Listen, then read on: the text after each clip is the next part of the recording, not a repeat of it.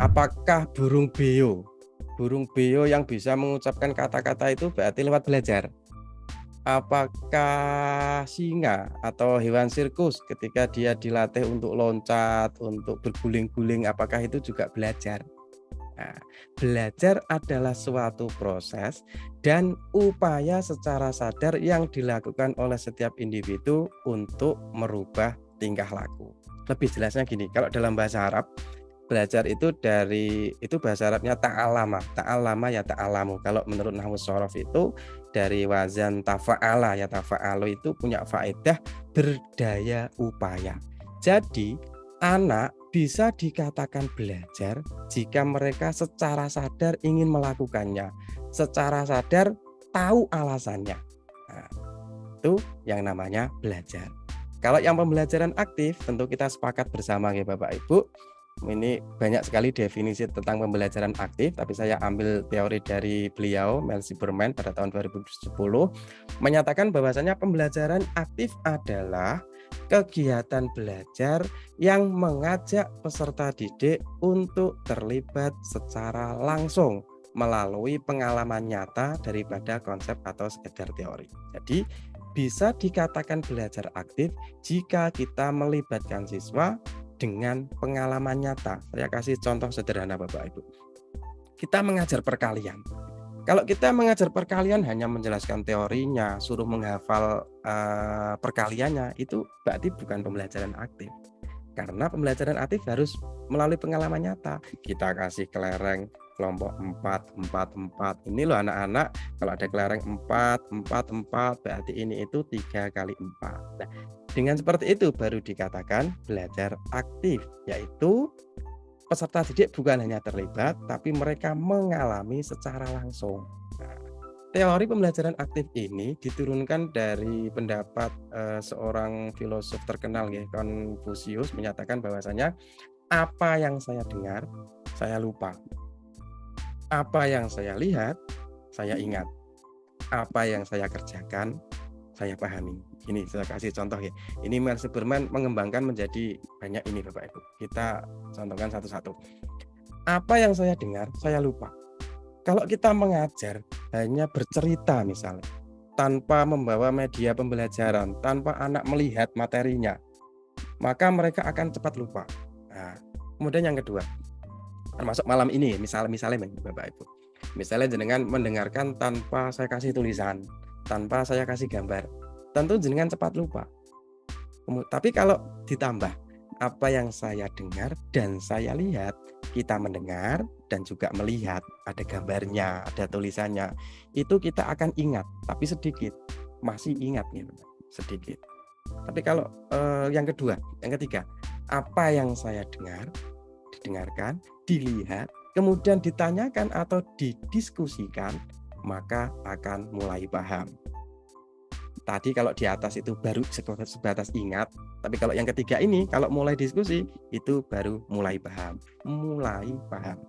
Kemudian kalau yang keempat, apa yang saya dengar, saya lihat, saya diskusikan, plus saya lakukan, berarti kita praktek secara langsung, misalnya seperti tadi pembelajaran matematika dipraktekkan secara konkret, maka saya akan memperoleh pengetahuan dan keterampilan. Ini yang diharapkan, punya pengetahuan dan keterampilan. Dan level yang tertinggi, apa yang saya ajarkan pada orang lain, baru itu akan saya kuasai. Ini materinya sudah kami berikan ke Mas Moderator. Nanti kalau Bapak Ibu berkenan materinya, ini ada 50 slide Bapak Ibu. Nanti Mas Moderator bisa membagikan, monggo pripun carane. Yang ketiga ini Bapak Ibu, yang terakhir ya, yang terakhir.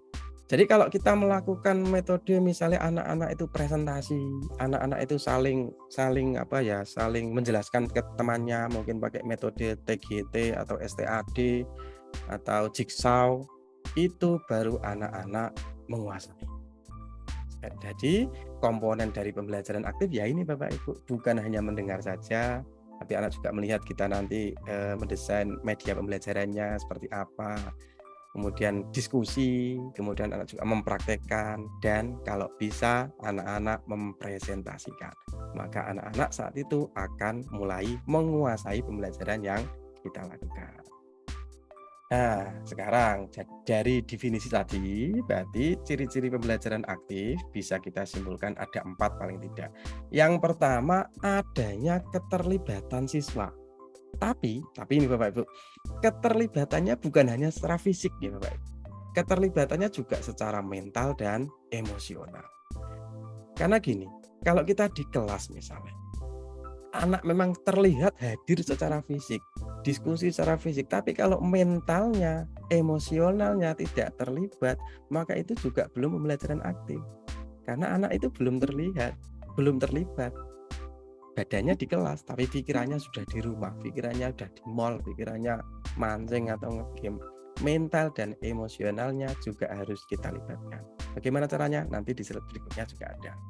Yang kedua adalah fokus pada proses, bukan hanya sekedar kita menyampaikan materi, tapi juga prosesnya.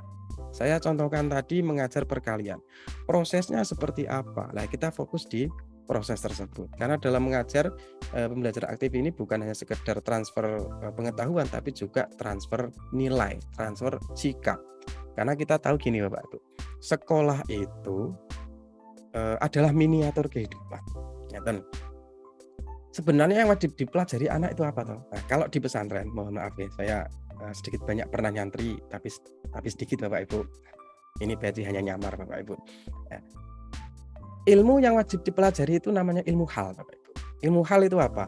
Ilmu hal itu menurut Romo Yai Marzuki Mustamar adalah ilmu yang dibutuhkan anak ketika di masyarakat nanti.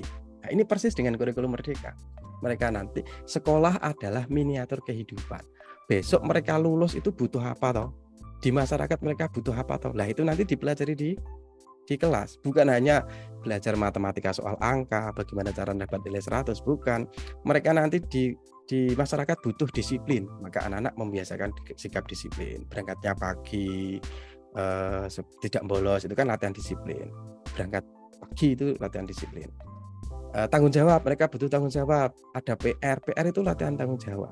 Anak harus memahami itu. PR itu bukan hanya sebatas biar anak itu terbebani belajar, itu bukan hanya sebatas itu, tapi kita pahami ke anak bahwasanya kalian tak kasih PR itu biar kalian latihan disiplin. Kalau nanti karakter kalian jadi pinter enggak pinter, kalau karakter jadi insya Allah kalian akan enak hidupnya. Saya biasa mengatakan seperti itu ke anak. Kemudian yang ketiga, ciri dari pembelajaran aktif adalah eksplorasi sikap dan karakter. Ya, persis kayak tadi Bapak Ibu. Di sekolah miniatur kehidupan mereka belajar banyak hal. Mereka akan bersosialisasi, maka mereka harus latihan bergaul dengan temannya. Mereka besok kalau ingin berhasil harus bisa berkomunikasi, maka ketika pembelajaran kita latih mereka untuk berkomunikasi. Mereka butuh besok cari uang, makanya di sekolah sekarang ada tema P5 itu, salah satu temanya adalah berwirausaha dalam rangka kita melatih anak-anak. Nah, itu gini, besok anak-anak ketika hidup di dunia nyata itu ibarat mereka akan hidup di lautan. Lautan itu ombaknya besar, anginnya kencang, dalamnya tidak bisa kita perkirakan. Tapi sebelum mereka nanti terjun di lautan seperti itu, mereka kita beri kesempatan untuk latihan di kolam renang. Kolam renangnya ini berupa sekolahan. Makanya mereka harus memanfaatkan sekolah dengan baik, bukan hanya sekedar mencari nilai angka, mata pelajaran, tapi latihan yang terbanyak, karakter-karakter yang kalian butuhkan ketika lulus nanti. Makanya ada profil pelajar Pancasila, ada proyeknya, itu benar-benar melatih anak Bapak Ibu, melatih karakter-karakter, apalagi karakter yang dibutuhkan di era industri 4.0.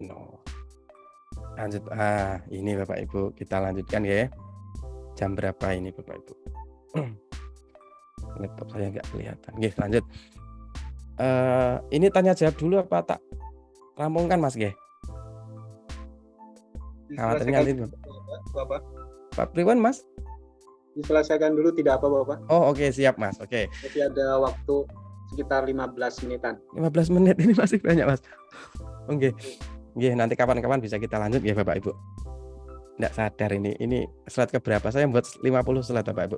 Nah sekarang, seperti yang saya sampaikan tadi bahwasanya kelas aktif itu saya bagi jadi 2 Bapak Ibu. Satu kelas alamiah, kelas yang tercipta secara alami. Anak-anak itu sudah senang.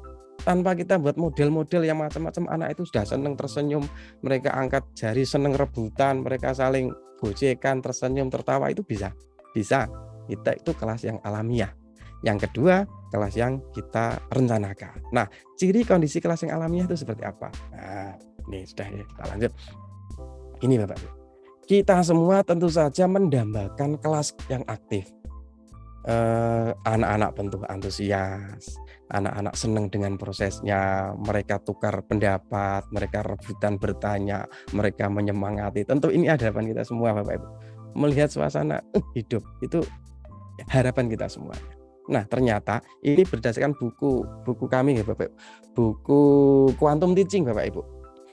Quantum Teaching bagus bukunya Bapak Ibu. Ternyata kuncinya itu ada di kualitas interaksi dan komunikasi kita dengan siswa. Kalau interaksi komunikasi kita dengan siswa itu cair, itu positif, maka kelas aktif insya Allah akan mudah tercipta. Tapi kalau komunikasinya sudah macet, anak sudah takut dengan kita, anak sudah merasa, bu guru itu lagi, mesti ikut seneni, mesti dikira bodoh. Sudah, kita pakai metode 1001 cara pun akan susah menciptakan pembelajaran yang aktif. Jadi menurut saya itu tugas kita pertama itu ini dulu Bapak Ibu. Percuma kita pakai 1001 cara, tapi kalau interaksi komunikasi kita dengan siswa itu terhambat. Siswa tidak senang dengan kita itu susah. Tapi kalau anak sudah senang dengan kita, insya Allah mudah untuk menciptakan kelas aktif.